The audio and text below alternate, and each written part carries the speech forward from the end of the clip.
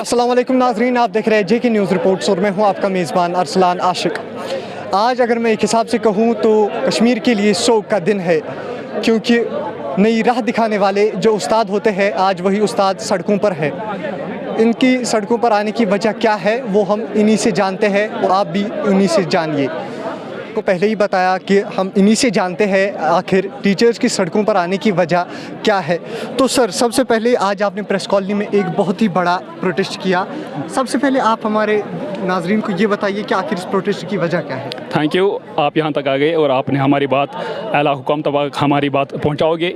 जैसे कि आप जानते हो कि इस वक्त सारे टीचर्स सड़कों पर आ गए हैं और उसका मेन रीज़न ये है कि जो गवर्नमेंट ने कल एक ऑर्डर निकाला है था, जो हमारा ऑर्डर पहले निकल चुका था कि आप 7 साल के बाद कन्फर्म हो जाओगे। तो कल उन्होंने जो भी पोस्ट्स वैकेंट रहते थे ना, आज तक जो भी रिटायर हो जाता था पीएम पोस्ट या पीटी पोस्ट, वो फ्रीज रहते थे, ताकि जब हमारा प्रोबेशन पीरियड ख़त्म हो जाएगा था उस वक्त हम उन पोस्ट पर तैनात हो जाएंगे। लेकिन अचानक से गवर्नमेंट ने एक फ़ैसला ले लिया, उन्होंने उन पोस्टों को अनफ्रीज कर दिया, जो हमें काबिल बर्दाश्त नहीं है।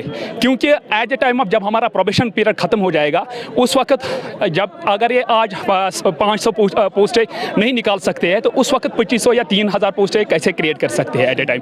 तो इसलिए हमने एक प्रोटेस्ट रख दिया, उन तक आला हुकाम तक ये बात पहुंचाना चाहते हैं कि जी सर, जो आप ये इनजस्टिस हमारे साथ कर रहे हैं ये बहुत ही नाकाबिल बर्दाश्त है और हम किसी भी हद तक जाने के लिए तैयार है।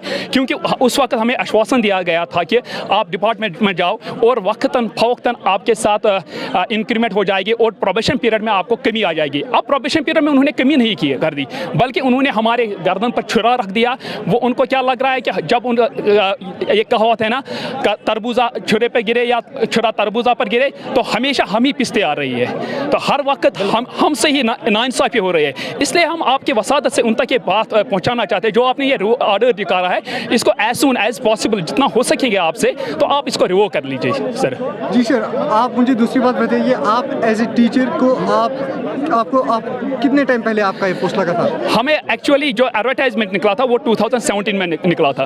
बाद में इसमें रिक्रूटमेंट इन्होंने हमें इन्हें प्रॉपर चैनल मीन्स हमारा पहले इनमें पॉइंट्स रख दिए थे। बाद में हमारा वाइवा हुआ था और वाइवा जिन्होंने हमें वाइवा किया था उसमें केएस ऑफिसर्स थे, आईएएस ऑफिसर्स थे, जो डिस्ट्रिक्ट एडमिनिस्ट्रेशन उस वक्त थी, उन्होंने हमें वाइवा किया। और हमारे साथ उस वक्त district youth service supports officer थे, उसके साथ केएस ऑफिसर थे, उन्होंने हमें वाइवा किया। आफ्टर दैट हम आ गए वाइवा में, उन्होंने मेरिट निकाला, जिनका अच्छा पॉइंट्स बन गए, जिनका वाइवा अच्छा हुआ। देन आफ्टर दैट हम डिपार्टमेंट में आ गए। एक हिसाब से कि आफ्टर प्रॉपर प्रोस्पेक्टिव आपको लिया गया। हाँ, after in a proper channel, in a proper way, हर किसी हिसाब से हर कुछ जैसे एसएसआरबी में जैसे निकालते हैं ना पॉइंट्स, उसी हिसाब से हमारे बैचलर्स में डिग्री जितने पॉइंट्स थे, मास्टर्स में अलग पॉइंट्स थे, फिलॉसफी में अलग पॉइंट्स थे। अगर आप देखोगे इसमें तो इसमें एट लीस्ट 70% ऐसे लोग हैं जो पीएचडी करके है, नेट सेट क्वालिफाइड है। मैं आल्सो इन्होंने, अगर मैं खुद की बात करूंगा तो रिसेंटली इन्होंने मुझे एक ऑर्डर निकाला था कि आप हायर सेकेंडरी में एज ए लेक्चरर का काम दे। मैं इस वक्त काम दे रहा हूँ एज हायर सेकेंडरी में उतरसू में काम दे रहा हूँ, लेक्चरर का काम दे रहा हूँ मैं वहाँ पर मैं पढ़ाता हूँ और 4 क्लासेस मुझे देने पड़ते हैं। 11th में 2 क्लासेस, 12th में 2 क्लासेस, लेकिन फिर भी और साथ में पार्टिसिपेशन भी मैं दे रहा हूँ।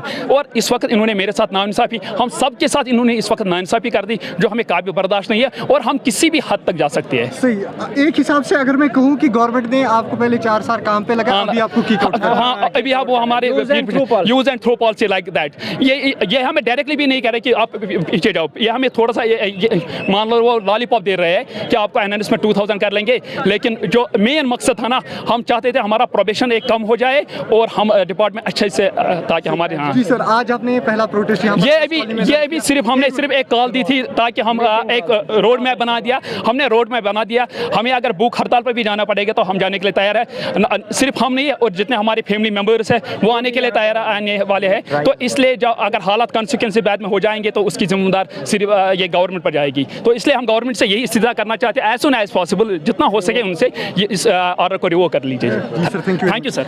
तो जैसा कि आपने इनसे भी जाना कि ये खाली इन टीचर्स की बात नहीं है, जो इनके साथ इनके घर वाले हैं, इनके फैमिली मेम्बर्स हैं, उनकी भी बात है। अब गवर्नमेंट की तरफ हमें देखना है कि गवर्नमेंट इस बात पर अपना क्या रद्द अमल ज़ाहिर करती है। फ़िलहाल मेरे कैमरा पर्सन अनस खान और मुझे अरसलान आशिक को दीजिए इजाज़त। मैं अरसलान आशिक, श्रीनगर से।